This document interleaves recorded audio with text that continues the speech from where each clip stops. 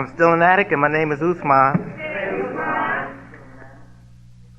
And I want to thank you for hugging somebody, because they say that humility is the ideal state for the recovering person, and that humility is not me thinking of myself less, thinking less of myself, but rather thinking of myself less.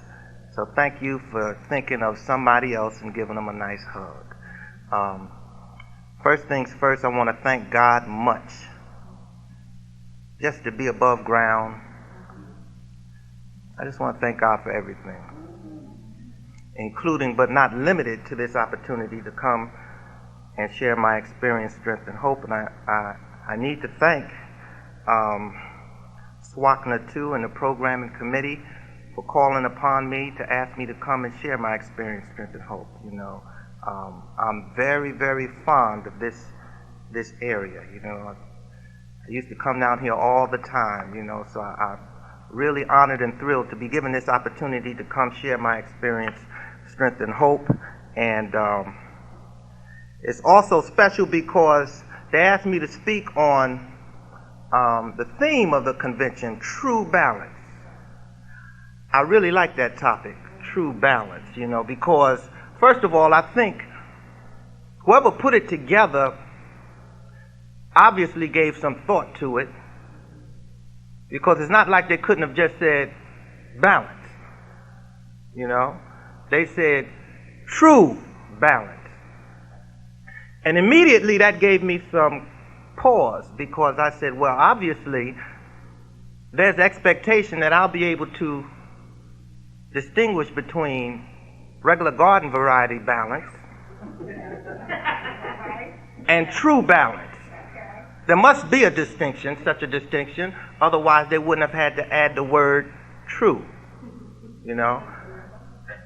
You need to know that I do not stand here professing to be the last word on true balance, all right? I need to get that out of the way, all right? I don't pretend to have the definitive word on what constitutes true balance, and that's for a very good reason. In the first place, it has to do with the fact that for most of my life, I've been out of balance, right? I have not been in any balance, let alone true balance, for most of my life. You know, there's a line in step 1, and it works how and why, right? It says, some of us have lost everything: our homes, our families, our jobs, our self-respect. And this is the line I'm talking about. And some of us never learn how to function as human beings at all. You know? So when I get real honest, I can actually stand here and tell you that, you know, like, if a clock, even a clock that's broken, right, is going to have the correct time at least twice a day, right? It will, right? Even a broken clock. But once the clock loses its time, it's kind of hard to get it back. It's got to be reset, you know? And if it wasn't set correctly in the first instance, you're really going to have a hard time telling time by that particular clock, you know? In my particular case, I wasn't given the help I needed to understand what constituted true balance in the first place. I didn't come from a long, illustrious line of truly balanced people. Matter of fact, imbalance was the norm where I came from. And what we did, I hail from the greater Newark area of New Jersey. My home group is the Double Trouble group, Narcotics Anonymous. And my history was that where I came from, no one had balance, let alone true balance, and you just covered it up to the best of your God-given ability. You know, you didn't have balance, and you just acted as if you had some kind of balance. And matter of fact, everybody knew that nobody had balance, but if you didn't tell that I didn't have balance, I wouldn't tell that you didn't have balance, and we could just all kind of scratch each other's backs, unbalanced backs, so to speak, you know. So no one had balance whatsoever. Consequently, what we did was we sought ways and means, and this is before the substance. Stick with me, because this is well before the substance. We sought ways and means to give the appearance of balance. When you had nothing close to balance, you tend to put an inordinate amount of emphasis on nonsense. If you don't have, you know, balance comes from the inside. We need to get that straight right away here, so you can see where I'm going with this whole thing. You know, balance truly comes from the inside, but if you're not set correctly, you don't know that. And if you don't know where to find balance, you'll tend to look for your true balance in a lot of out-of-the-way places and a lot of out-of-the-way faces. You'll be surprised, maybe you won't, you'll be surprised at where you might look to find true balance. You know, you might try to find true balance in the form of love. You might try to find true balance in the form of acceptance. You might try to find true balance in the form of social acceptability. You might try to find balance in the form of dressing up the outside, the externals. And I'm not just talking about the thrilling days of yesteryear. I'm talking about in recovery too, so that we can really, really get into some stuff up here, you know. So I came from a long line of people who didn't know the first thing about true balance. You know, most of the people in my family were well versed in the habit of looking for outside solutions to their inside problems. Most of the people where I came from were traveling west trying to get east. Most of the people where I came from looked outside of themselves for validation. Most of the people where I came from did not know how to esteem themselves, and as a consequence, looked to other people to make them feel good. You know? That's what we did. I remember, like, on certain days, people getting dressed up and everybody running around asking everybody else, how do I look? Mirrors all over the place. You would think that somebody could just kind of look in the mirror and get a clue to how they looked, you know? But no, everybody, so how does this look? This one or this one? Come on now, this one or this one? I gotta go, right? Nobody had any history of even being able to look at themselves in the mirror and seeing any kind of balance, right? So by the time I got to recovery, I was what you call in the literature a fractured personality. I had no physical balance. I had no mental balance. This is a threefold disease. We're going to have to talk about spiritual balance, but I also need to say I had no emotional balance.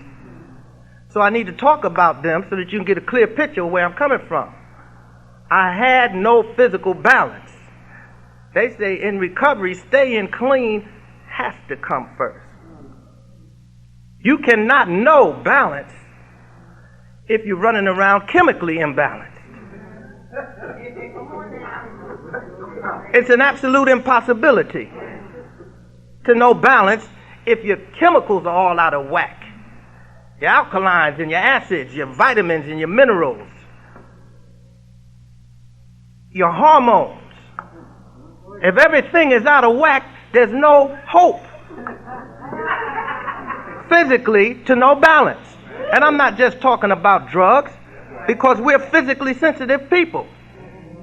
They say addiction is a pathological or sick relationship to any mind or mood altering experience. So you can put the drugs down, I did it, and still be physically out of whack. You can find a good feeling and can't put it down to save your life. And be physically messed up. You can get so messed up physically that even if you ain't messed up, the thought of not being where you want to be can mess you up. You can make yourself physically sick at the thought of not getting your preferred boost. In and out of recovery, with or without a substance. So they say staying clean has to come. You can be so messed up physically that you can think that you are straight physically and still be using cigarettes, caffeine, whole bunch of stuff, whole bunch of mind mood altering stuff, trying to cover it over saying the doctor said it's okay. I got a prescription for this. I'm all right. You can be so messed up physically that you're not even in touch with the fact that you're messed up physically. Sometimes it takes other people to see that you're messed up physically. That's how it was for me. Other people had to tell me, man, you're losing a lot of weight, aren't you? What are you talking about, losing a lot of weight? This is the way I want to look.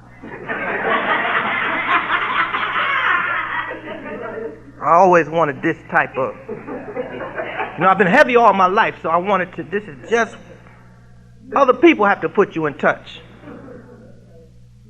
The fact that you need in and out of recovery. I still don't know how to go to sleep at night. I don't. I watch anything that's on TV. Fly fishing, if it's on, I'll watch it. And then cannot figure out to save my life why it's such a struggle getting up. I don't understand it. I can't connect the dots to see the general outline of what's going on here. I cannot throw up the equal sign and understand that if you don't go to bed, you're going to struggle getting up in the morning. Every morning, I'm amazed at how tired I am. And my wife is up, bright-eyed and bushy-tailed, doing backflips and somersaults and talking a mile a minute, and I'm saying, what is wrong with this woman?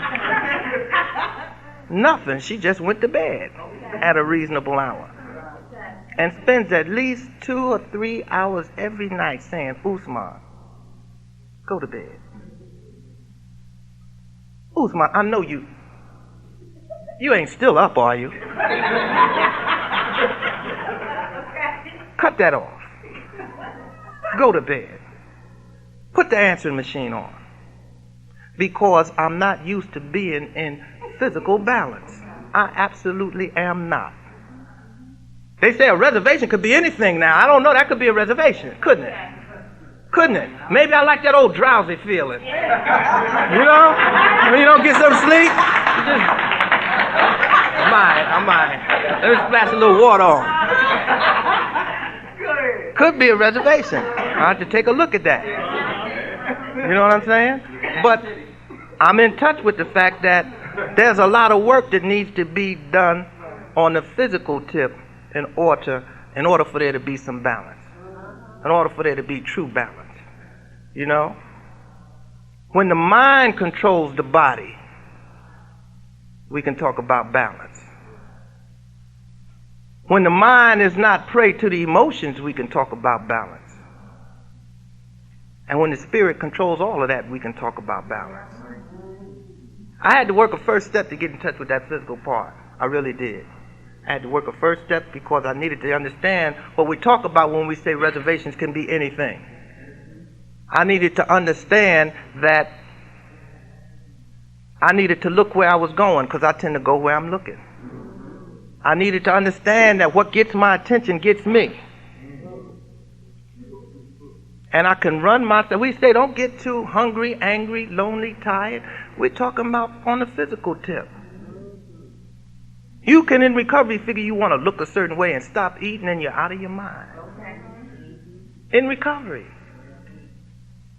Running around all hungry. Evil as you want to be.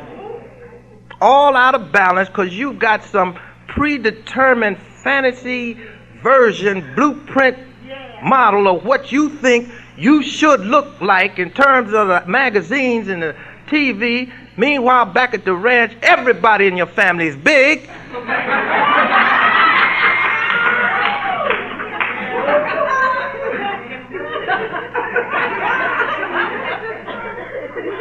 And soon as you stop using, you was going to come back to your natural size. And the answer is in some form of self-acceptance.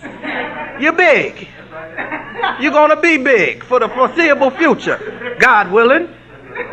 You might as well get some big-time acceptance and move on with your life, holding on to all of them active clothes. Got a little section in the closet, little active wear.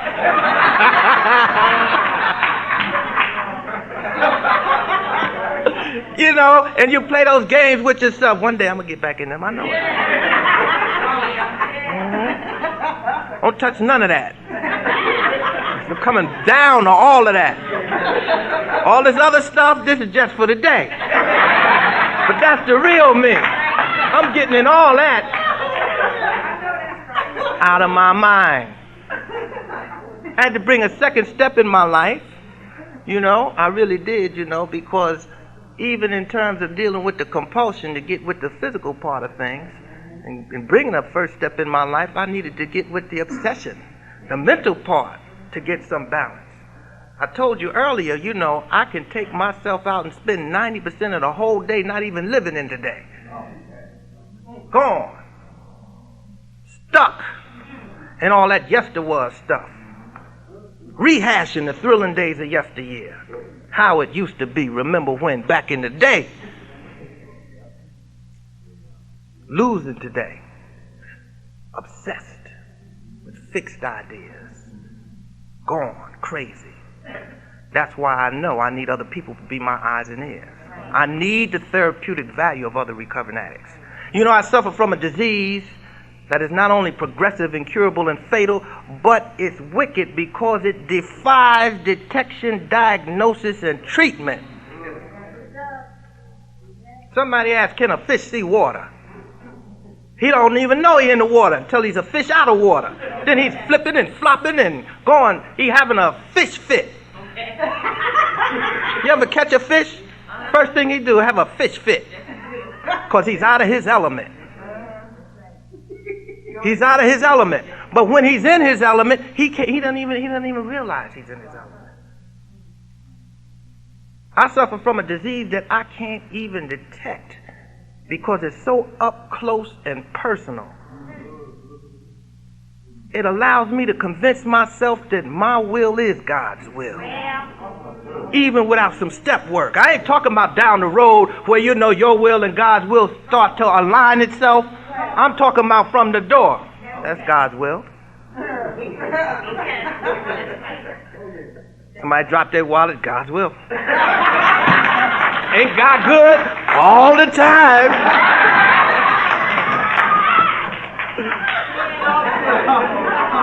You know?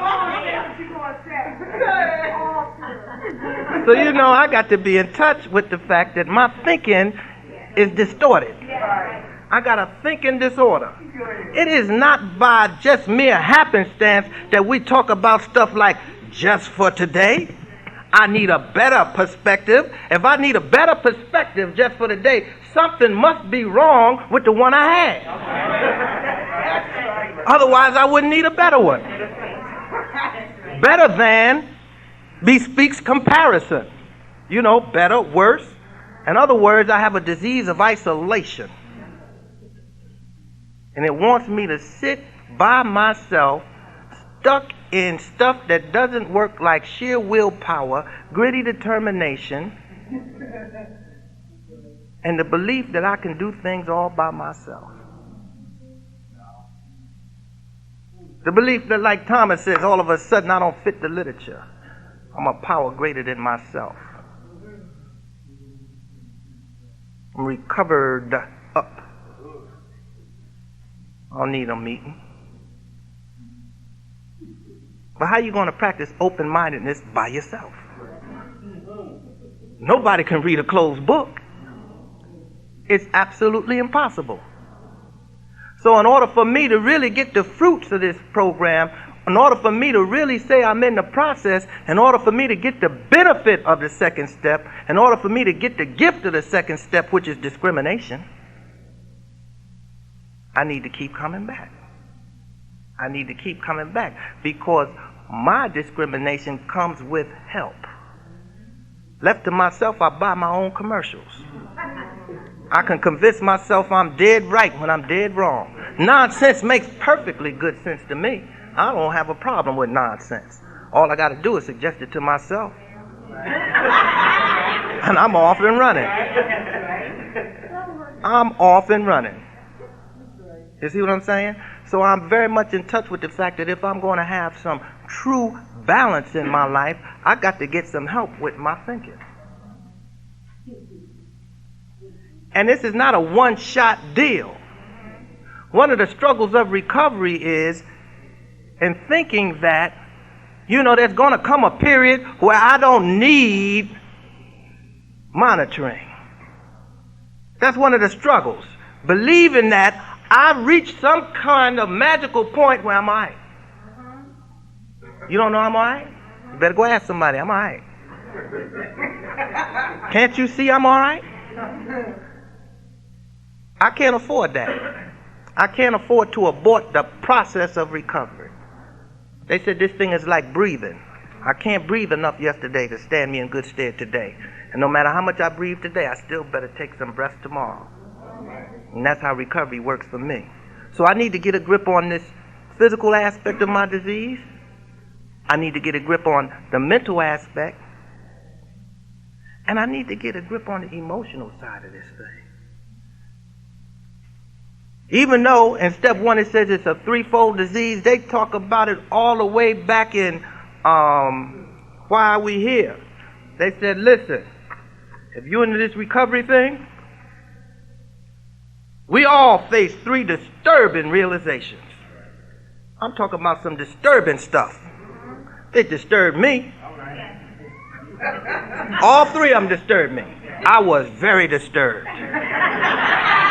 I was very disturbed. It says we are powerless over our addiction and our lives are unmanageable. That is to say, we are in Narcotics Anonymous here, where we engage in one-stop shopping. Consequently, this is not a drug-specific type of thing. You understand what I'm saying? In other words, it says in what is the Narcotics Anonymous program, that we are a society or fellowship of men and women who all faced a major problem in drugs. But it also talks about in our literature, right, that we use the drugs and different combinations of drugs, looking for a magical formula to keep us from dealing with a hostile world, right? Right? So we wouldn't have to face our ultimate problem ourselves. And guess what? If I don't get with myself, then ultimately I stand to go back to my major problem. So I need to understand that. And that's disturbing. It was disturbing to me when I had to find out that I had to work on me. This ass. I much prefer to sit around and talk about you or you or you. I'd much prefer to get lost in the focus shuffle. Well, I ain't in a relationship no more. I'm going to work on me. I'm going to keep the focus on me. The same crazy fool that just got in a relationship. Very disturbing stuff. So although we are not responsible for our disease, we are responsible for our recovery. That's disturbing. That's disturbing. No, you mean nobody's going to do this for me? You mean I got to let go of all that codependency stuff? You mean I got to be responsible? That's what it says in the next line. Right? We can no longer blame people, places, and things for our addiction. We must face our problems and our feelings.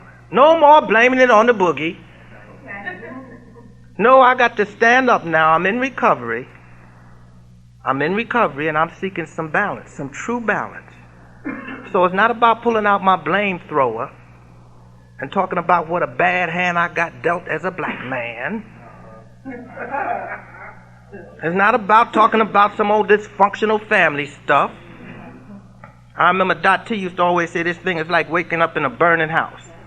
Doesn't matter if your codependent mama set the house on fire, your dysfunctional drunk daddy set the house ablaze, and you better not stop to get in a relationship on your way out the door. Get out the house. Worry about all that stuff later. They got steps for that.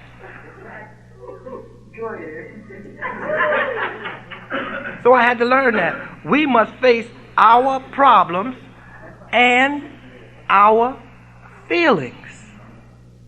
Whoa, that's disturbing.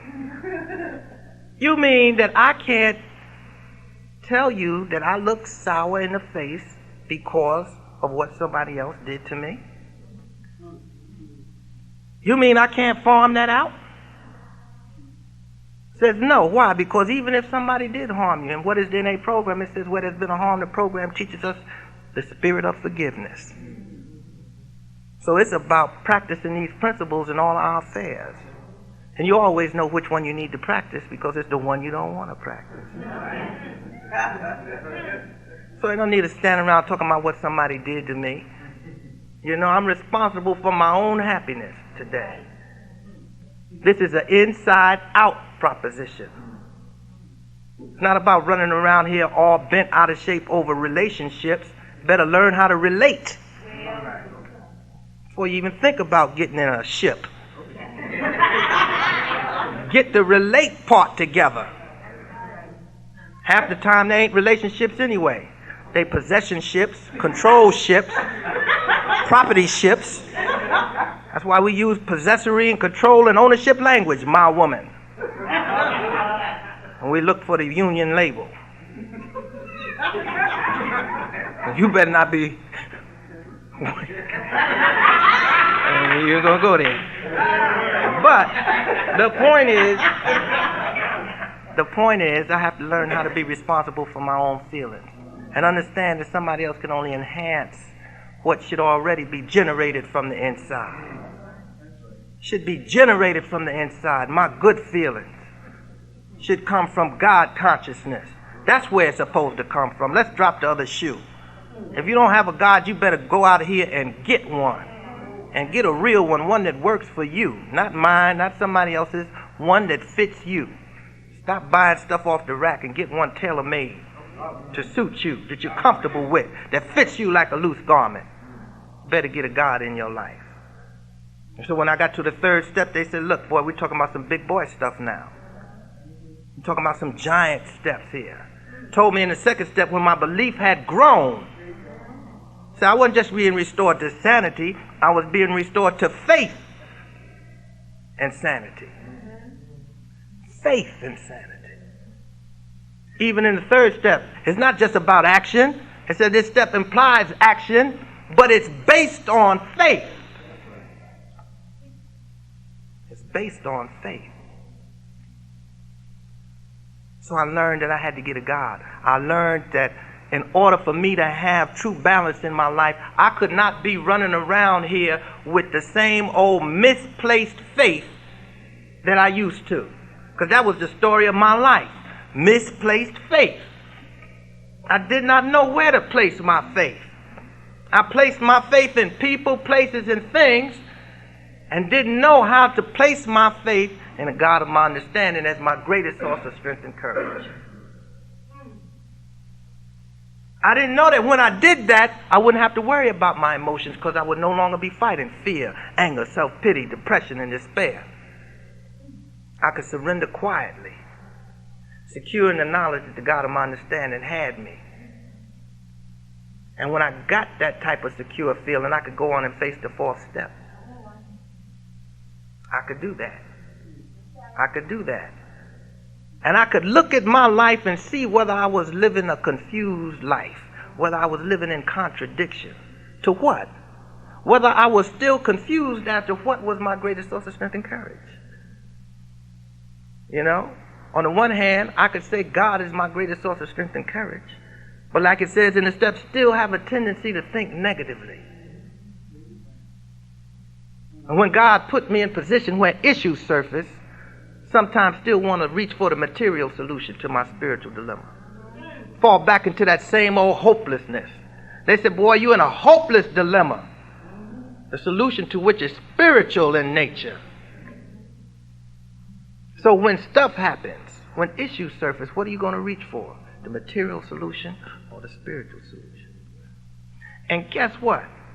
I still have to look at my patterns, my drives, and my instincts to see that even if I know where my greatest source of strength and courage is, I'm no longer in denial, but I still have to watch out for being in refusal. You can know where your greatest source of strength and courage is and still give yourself a spiritual water shot.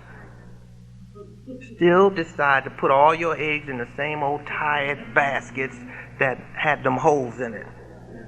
And every time you looked around, your eggs were busted and scrambled all over the place because you put them in the wrong basket anyway, instead of the God basket. You know what I'm saying?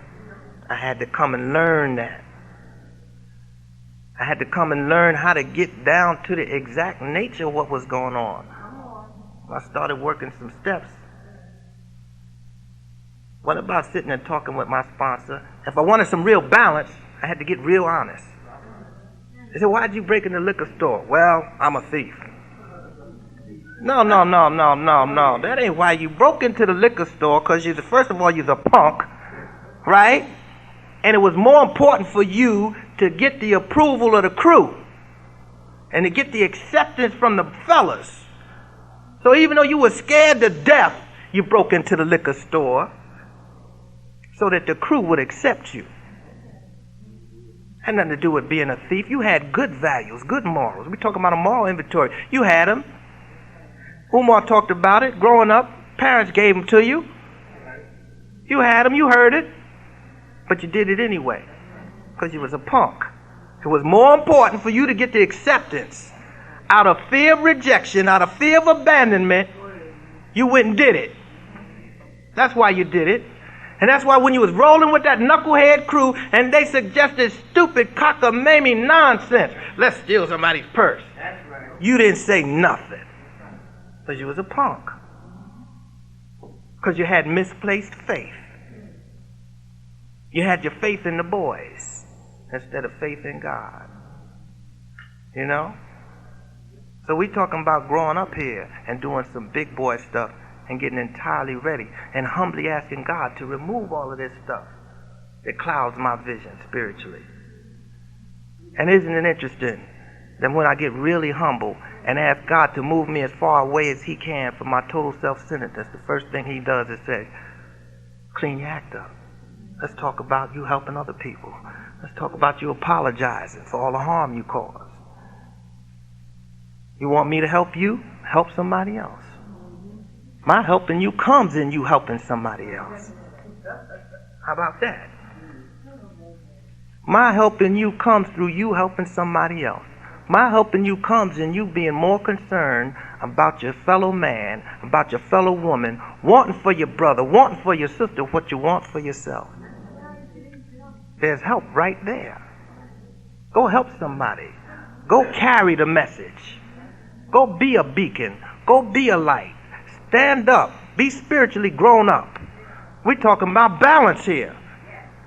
And I'm not talking about religious zeal either. See, that's one of the things that made it so hard for me to get this far, because I saw a lot of people who were hyped up on religious zeal that had no balance. Or they had one-day balance. And I needed 24/7, 365 balance. I couldn't stand balance one day a week. Because if I wasn't in balance the other 6, I wouldn't make it back for that one. You ain't had to worry about that. So I needed a 24/7 type of balance. So we're not talking about religious zeal here. This is a spiritual, not religious program. You know? It's very important, you know? Balance doesn't come through blindly following somebody either. It's not about running around, hanging on your sponsor's every word, only to find that your sponsor, look, they talk about it in here on Just for the Day. I think it's page 376. They said we're people accustomed to placing all our eggs in one basket. Many of us had one particular drug of choice that was our favorite. We relied on it to get us through each day and make life bearable. We were faithful to that drug. In fact, we committed ourselves to it without reservation. And then it turned on us. We've been betrayed by the only thing we ever depended on, and the betrayal left us floundering. Now that we stumble into the rooms of recovery, we may be tempted to rely on another human being to meet our needs. We may expect this from our sponsor, our lover, or our best friend. But dependence on human beings is risky. They fall short of perfection. They may be on vacation, sleeping, or in a bad mood when we need them. Our dependence must rest on a power greater than ourselves. No human force can restore our sanity, care for our will and our lives, or be unconditionally available and loving whenever we are in need. We place our trust in the God of our understanding, for only that power will never fail us. Just for today, I will place my trust in a power greater than myself, for only that power will never let me down. So what am I saying? I'm saying here is that when it comes to finding true balance, you've got to be able to grow to a point where you can look inside yourself and not be looking for permission from other people to rubber stamp to you what constitutes true balance. True balance talks about character. And character means sticking with a proposition long after the mood changes. When the flavor's no longer in the gum. When you feel like you're just chewing to be chewing, but you're hanging in there anyway. You're sticking and you're staying and you're doing some things. True balance speaks integrity. Integrity means the consistent application of spiritual principles regardless of the circumstance. You're not outcome oriented. If somebody asks you the truth, you're going to tell them. Care what they think. You don't want to hear it, don't ask me. But if you ask me, I'm going to tell you the truth. I'm not laughing at stuff and it's not funny anymore. I ain't running to the store for people. I'm standing up on solid ground today with my head held high. That's what we're talking about when we're talking about true balance. It comes from the inside. I said true balance means you got a spiritual center which does not move. You are unmoved now spiritually, just like the unmoved mover. You got a spiritual core that is not subject to the rock and ebb and flow of life. You are no longer a slave to circumstances. Circumstances come, circumstances go, people may come, people may go, but you got a spiritual core today that's a never failing power. They say it's like drawing a proper circle. If you want to draw a circle properly, you got to find the center and keep it from moving. You got to find the center and keep it from moving. Otherwise, your circle is going to get bent out of shape. It's going to get frayed around the edges. Just like what happens to me when my spiritual center moves. When my spiritual center moves, stuff bothers me. Because I'm off my square. When my spiritual center moves, I'm not working in God's time no more. In the fullness of time. It talks about it in here. The full fruit of a labor of love lives in the harvest. And that always comes in the right season. At the appointed hour. In God's perfect timing. When my spiritual center moves, I want it now. Right now. Everything. Right now. Why can't you do it now? Well, I'll go shopping. Oh, this is a nice item. How much is it? It's X amount. I got Y amount. Well, we do have layaway. I don't want layaway. I want you to bring your price down now so I can walk out of here with this. Because my center has shifted. You understand? So I got to have it. My happiness depends on it. My serenity is tied up in it. What's that mall?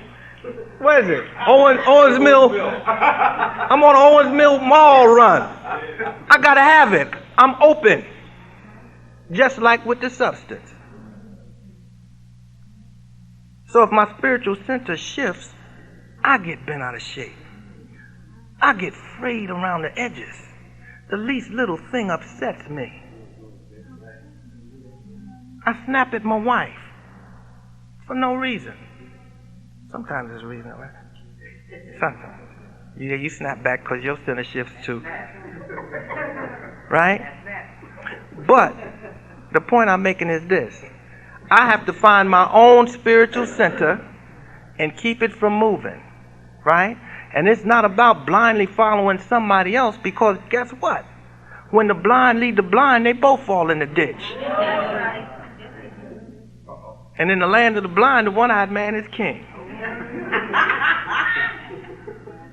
And the sky is no less blue because the blind man can't see.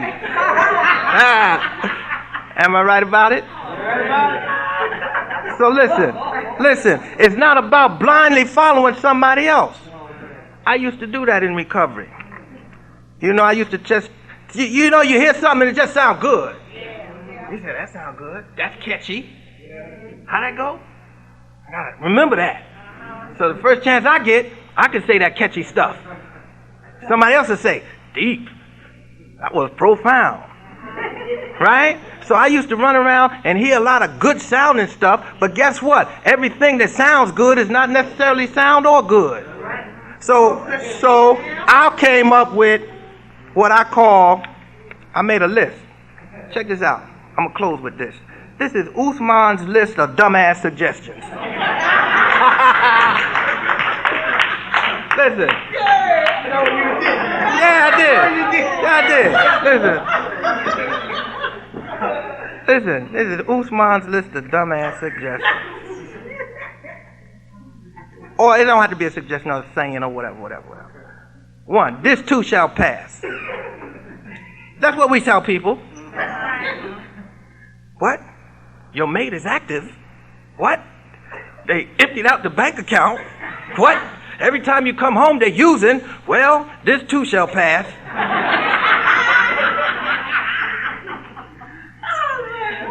Ain't that stupid? It's stupid. No, it's stupid. It's dumb.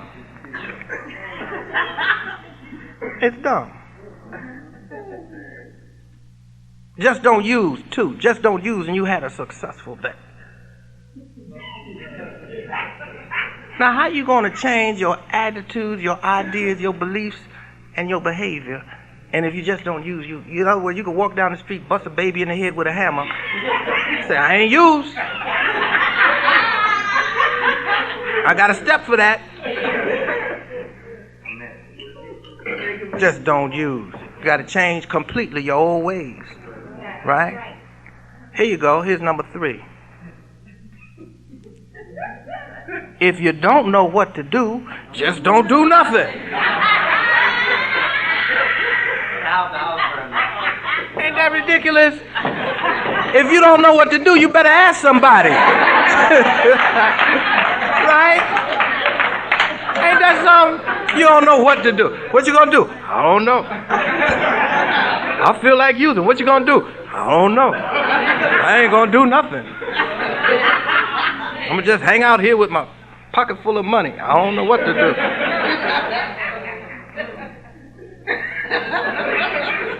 And the next one. If you don't work the steps will work you.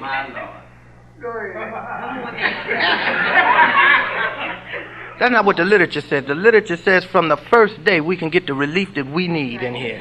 You, look, if you are newer than me and you are a little confused or something, understand something. You do not have to hurt up in here. We got something that's the solution. We got a survival. In my area, we have a meeting list. On the back, there's 8 suggestions. Somebody had the bright idea. They tried to put a ninth suggestion on it. You know, the suggestions are common ones. Don't use, make a meeting, avoid people, places, thing, boo, boo. They put on there, don't make any major changes in your first year. Now, that's just stupid. How you going to tell somebody fresh out of active addiction not to make any, not using is a major change. Avoiding people, places, things, that's a major change. Everything they're trying to do, they said if you haven't done it clean, you haven't done it. So everything they're doing is a major change, and you're going to tell them, don't make any major changes. This too shall pass. Right? Here's one of my, here's a couple, just two more I'm going to touch on Ousmane's list of dumbass suggestions. God won't put more on you than you can handle. Really? You say your life's unbearable, Binky?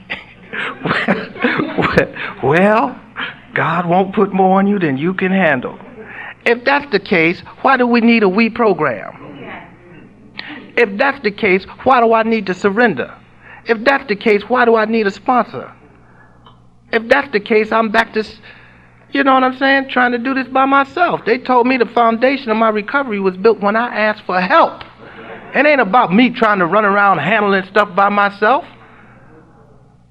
If I got problems, I take it to the appropriate people and I seek the appropriate help in every area of my life.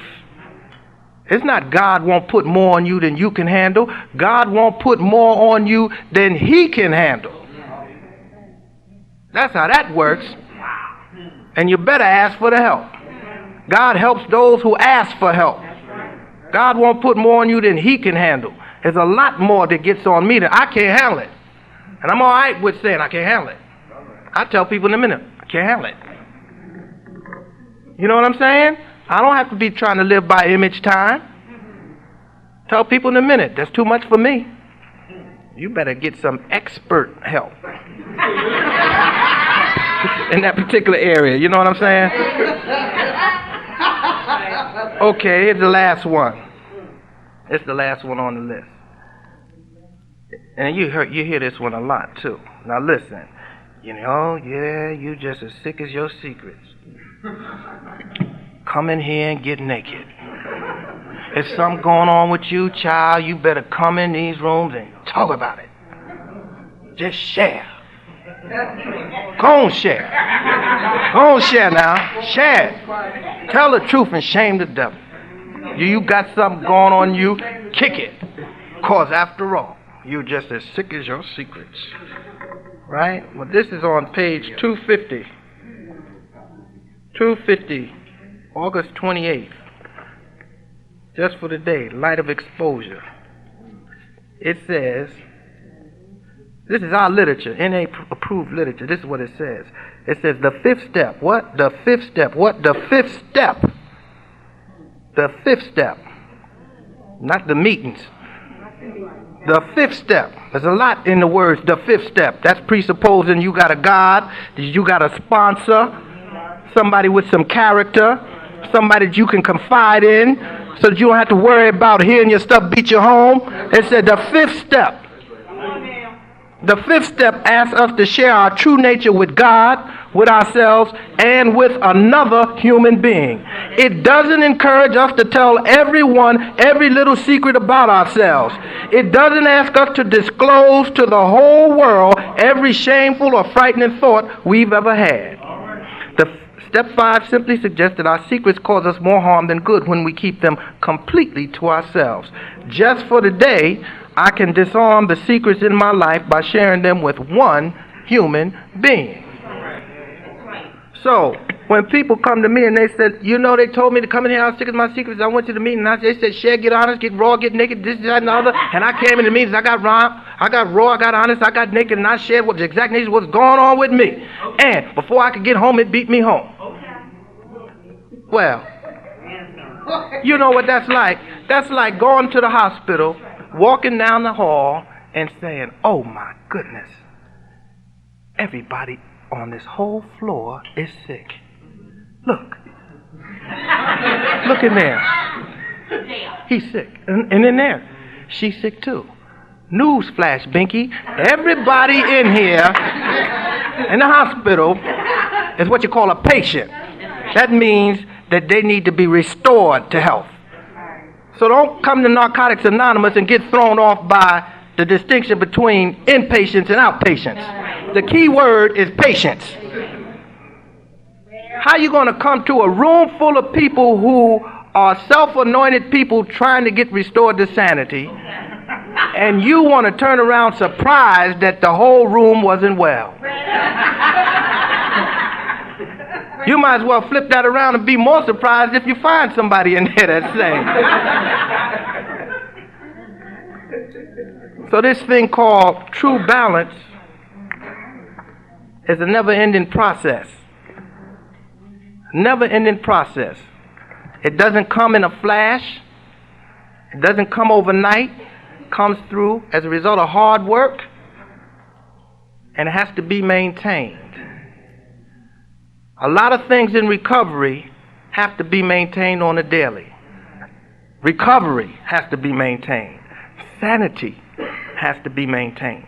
And balance has to be, true balance, maintained.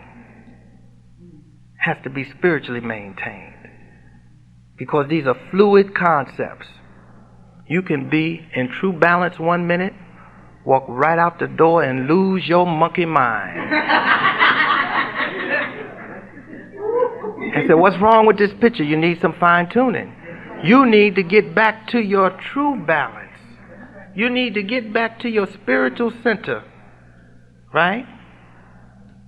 That unmoving core.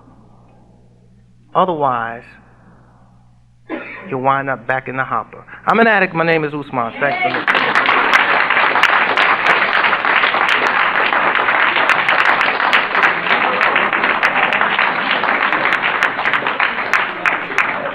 I'm LeBrent and I'm still an addict. Can we give Ousmane another hand? Thank you, Ousmane.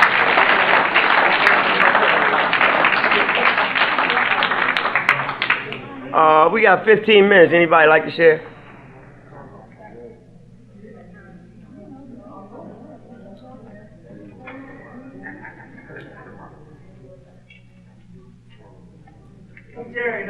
Everybody well? Oh.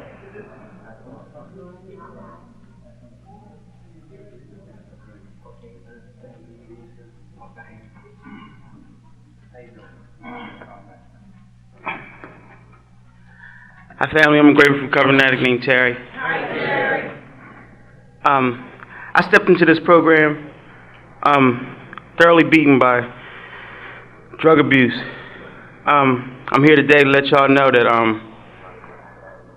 I haven't used, and I'm grateful that the program has allowed me to find some substance that would keep me strong and keep me on a recovery path. It's not easy being greasy. I try to live, a life as other people do. But see, all my life I thought everybody got high. That's why if you walked up on me, and I was getting high, I would offer you what I had. That was before I picked up crack cocaine. Let me tell you. It stopped being a social use when the drug got harder, and I just stepped up to let you know that true balance means that I gotta work a program.